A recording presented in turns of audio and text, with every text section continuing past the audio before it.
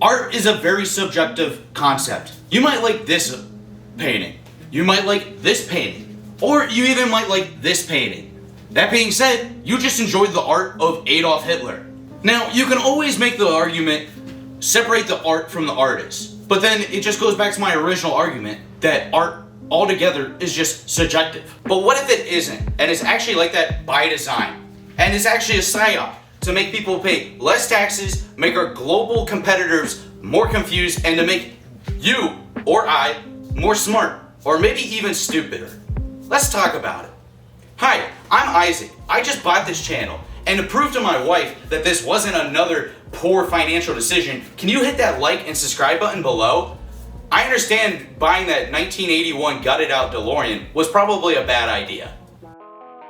Now, we've all heard about the tax art conspiracy. For example, I pay you $10,000 to make me art, I get it appraised for $250,000, and then I donate it to, say, a museum, a business, maybe I own it, that place, and then I write that off in my taxes as a big donation, or as a loss. Just one of the many loopholes in taxes that the elites take.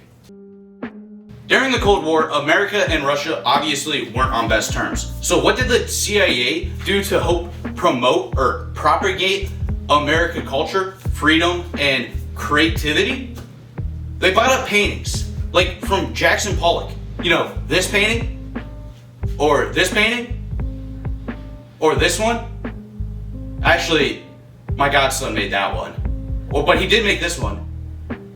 Actually, I made that one just now in MS Paint. Thank you, editor. After World War II, Russia was known as the art capital of the world because of all the good art that they had received during and after World War II, obviously. And the West obviously couldn't have this because the West is supposed to be on top. So what did they do? They went out and bought paintings from Jackson Pollock, George O'Keeffe, and others to promote American art and place them right in New York City, making that the new art capital of the world, stripping Russia of that title. New art versus old art, abstract versus concept, the old world versus the new, capitalism versus communism. Now let's talk about an artist and art piece that we haven't spoken about before. Andy Warhol, also known as Campbell Soup's Man, sold in 1960 something for approximately $60,000. In today's money, that's over $450,000. Now, some would claim buying that for that price is a bit silly.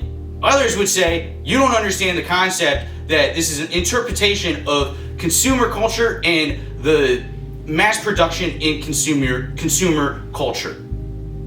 Others would just say it's a fucking Campbell soup. Yep, that's it. Art is a lie, CIA is a scam, and China knows my dick size. I fuck with this. I've been moving different lately, I've been riding solo now. Sounds a little weird but keto sober, ain't been rolling loud. Need to perform a little more to go get my name around.